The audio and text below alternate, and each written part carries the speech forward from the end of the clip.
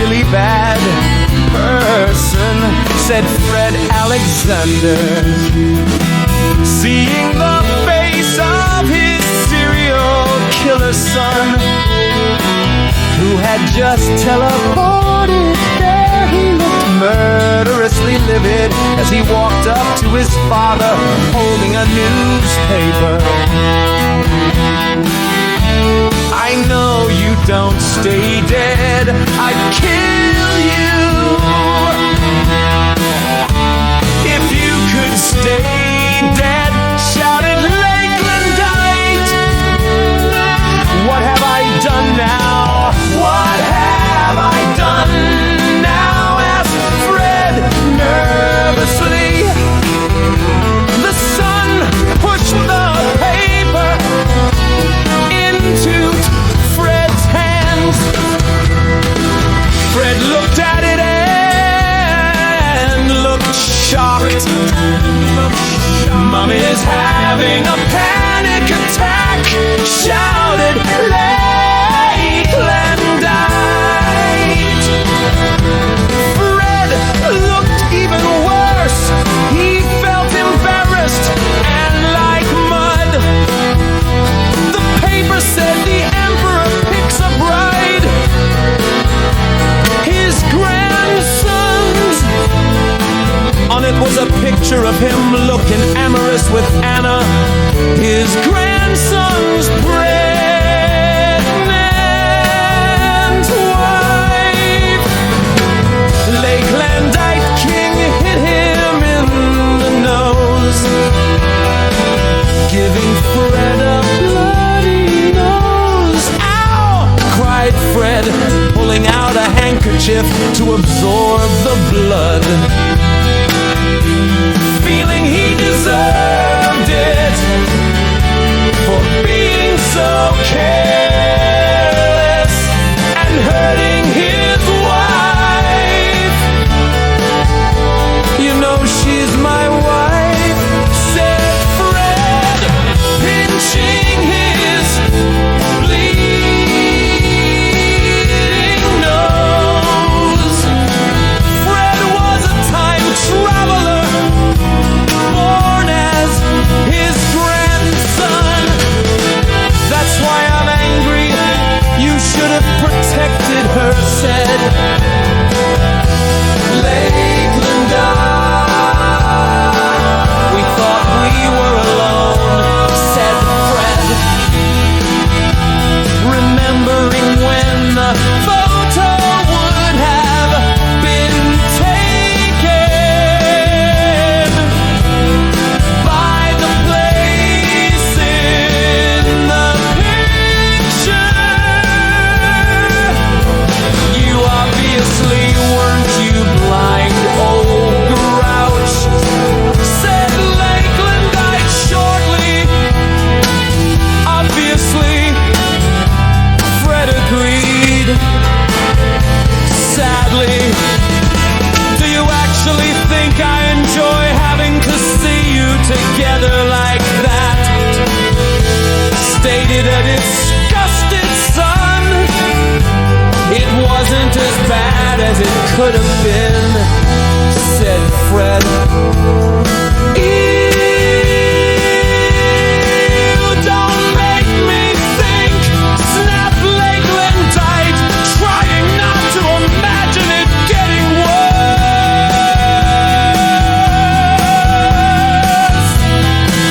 But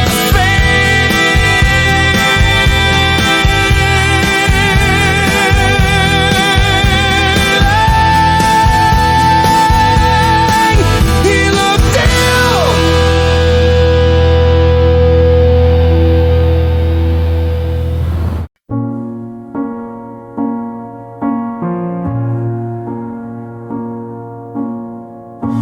Where is Blake? Asked Fred of his younger self,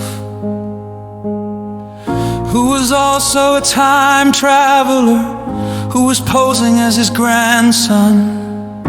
He's looking after Mom, said Lakelandite. I should go see her, said Fred.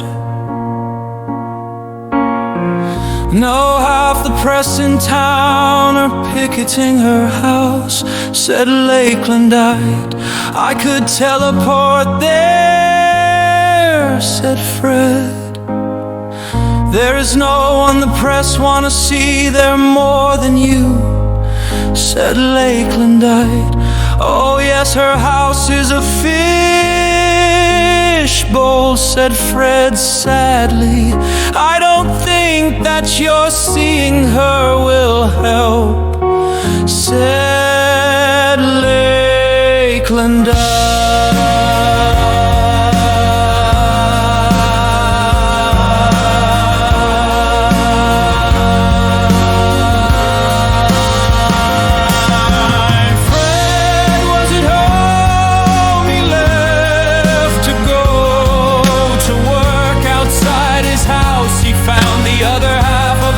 In town, they saw him as the game to hunt. He felt like a hunted animal. They were asking him questions and acting like he had to answer them. Are you having an affair with your grandson's wife? Are you the father of her unborn baby?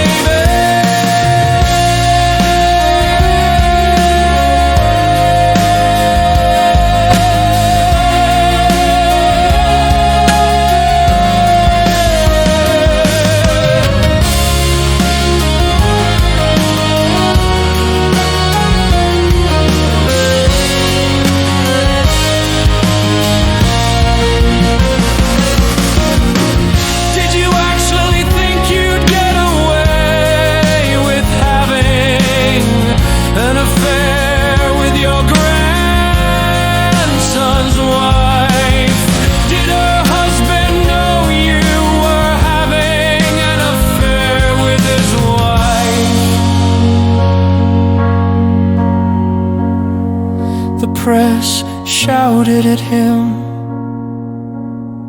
please let me through, I have to go to work, was all Fred said as he tried to get to his car.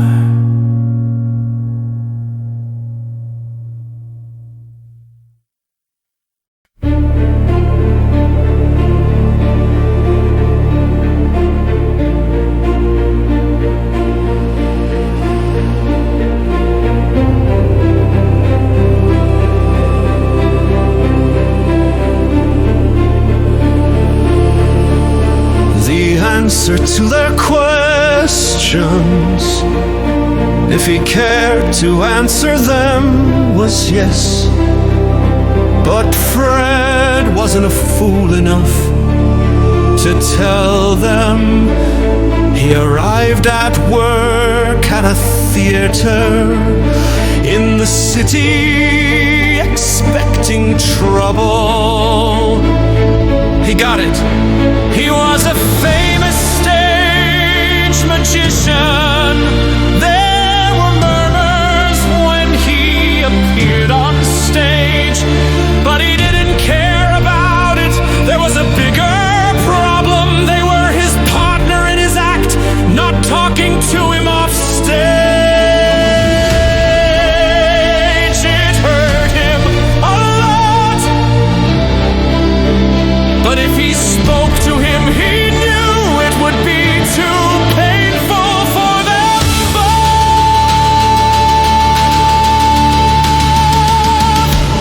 His partner Val was Fred's son and Blake's father, and he was a good father. Not that Val knew Blake was Fred. Val, who had been a good son, now treated Fred with disgust and annoyance that he'd betray his own son.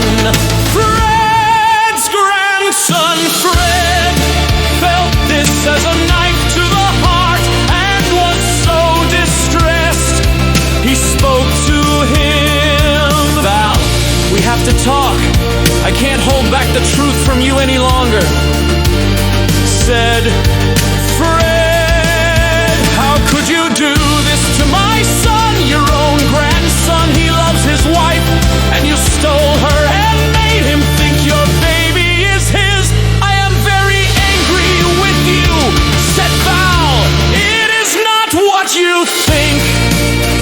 stammered Fred.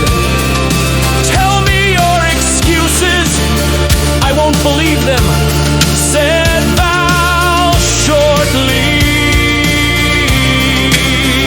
"You're not the only one angry with me, Lakeland. I've wanted to kill me, but he knows my secret, so he didn't try to kill me," said Fred.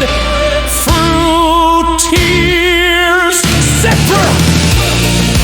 Val curiously. "I've wanted to tell you 1,000 times since I found out myself, but I couldn't tell you," said Fred. "What is it, Dad?" asked Val, not sure what he was talking about. But Fred was so distressed. "Anna is my wife," said Fred. He was having a problem talking directly. "No, she is Blake's wife," said Val. "I found out who I was before I was Fred," said Fred. "What? You never knew who you were? You just appeared with amnesia. That's good for you to find out where you came from," said Val. "Dad?" said Fred, hugging his father. "No! There is no way in hell that you are my son. Blake, you are my dad, and I've seen you and him in the same place many times," said Val, pulling away. It hurt Fred greatly, leaving his father's arms. "I have no other option," said Fred, weeping. "Dad! Put down that knife!" said Val, trying to wrestle a knife from his suicidal father.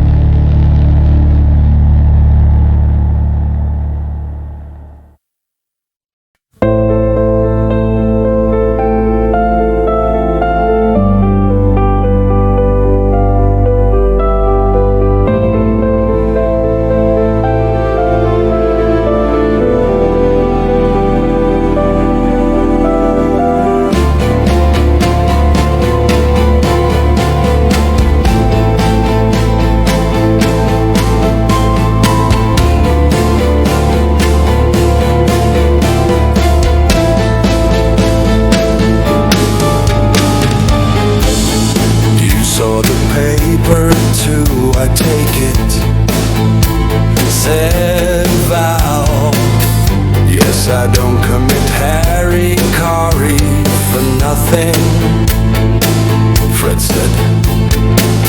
Did you see anyone in the room who could have taken your photo? Asked Dante. We didn't see the photographer, we were alone in a closed room. Fred said, how come you didn't see the photographer? Asked Val.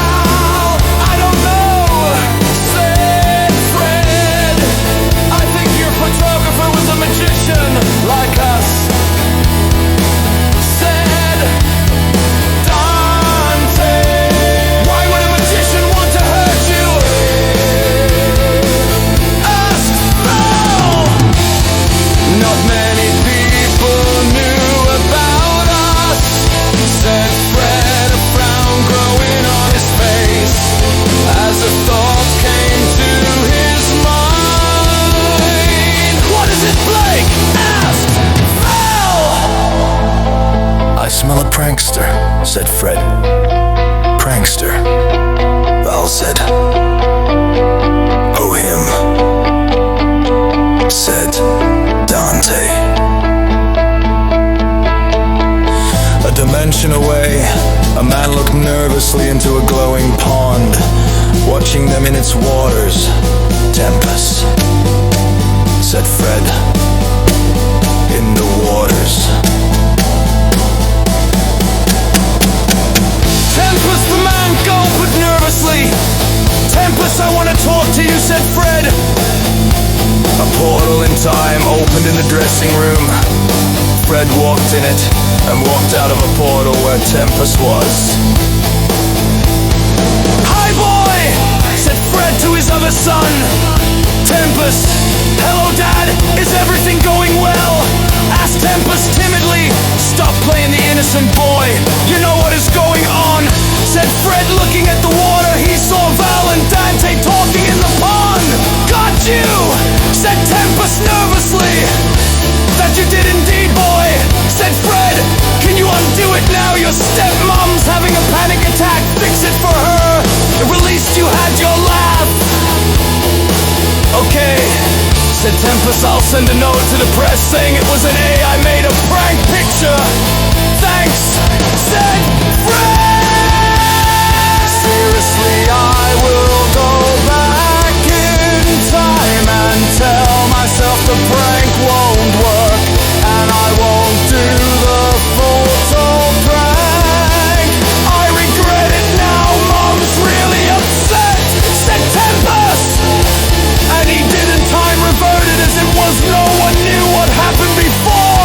When Fred returned to where he left, only Fred. And Tempest knew what happened. Fred visited Anna and Blake, and their house had no reporters there. Anna was well and was happy to see her husband.